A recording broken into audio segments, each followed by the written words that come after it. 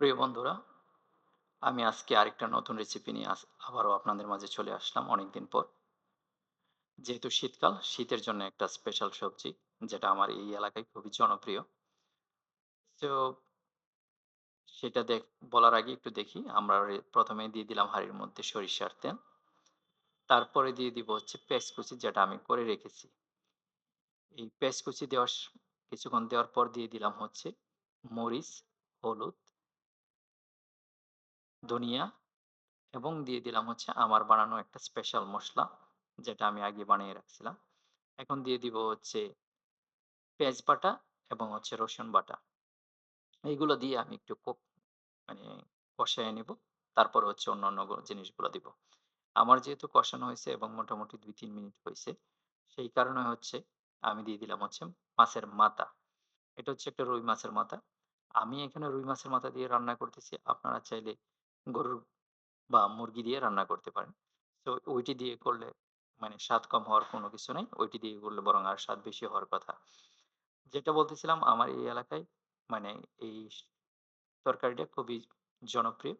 যে কারণে আমি আপনাদের সাথে শেয়ার করতেছি। যারা এই এলাকায় থাকেন হয়তো মোটামুটি আপনারা এটা দেখছেন। আর সেই কারণে আমি আপনাদের সাথে শেয়ার করা। এখন মোটামুটি একটু ডেকে দেই। ডেকে দেওয়ার পর হয়তো ৫ মিনিট সময় নিব। নিলে যখন একটু সিদ্ধ হবে তখনই আমি লাউগুলা দেওয়া শুরু করব।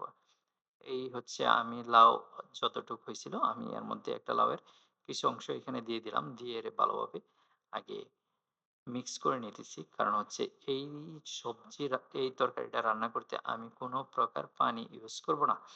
যে কারণে কোনো পানি না করার কারণে একটু ভালোভাবে লাউগুলার সাথে মসলা এবং মাছটা মিশিয়ে দিতেছি।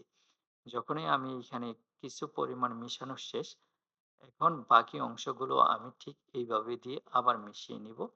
নিয়ে সুন্দর করে কাভার করে দিব সিদ্ধ হওয়ার জন্যে। চলেন আমি এখন এই পার্ট মোটামুটি মিশানো শেষ। এখন হচ্ছে বাকি যে অংশগুলো আছে সেই পার্টগুলো আমি টোটালি দিয়ে এখন মিশিয়ে নিলাম। মিশ মিশিয়ে কাভার করে দিয়ে দিলাম। এখন ফাঁকি দিয়ে চলে যাই আমরা হচ্ছে যাবো হচ্ছে আমাদের ছাদে।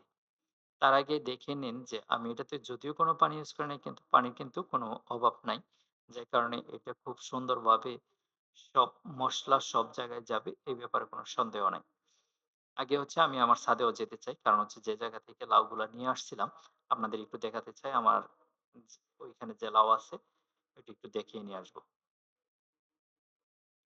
এই হচ্ছে আমার লাউ লাউ গাছ, যেখানে আমার লাউ গাছ থেকে আমি লাউ কালেক্ট করছিলাম। লাউ কালেক্ট করে এখান থেকে আমি নিয়ে রান্না করছিলাম। চলেন আগে একটু দেখি। এই হচ্ছে আমার লাউ। তো আবারও নিচে চলে আসলাম। এসে দেখি যে এখানে মোটামুটি আমার প্রায় সিদ্ধ হয়ে গেছে। যেহেতু সিদ্ধ হয়ে গেছে, এখানে আর খুব বেশি সময় আমরা নিব না।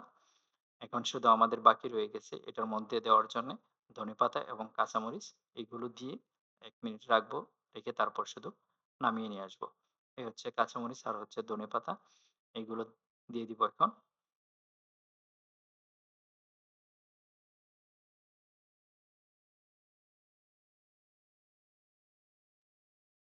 এই মোটামুটি ধনেপাতা দেওয়া শেষ এবং এখন দিব শুধু কাঁচামরিচ।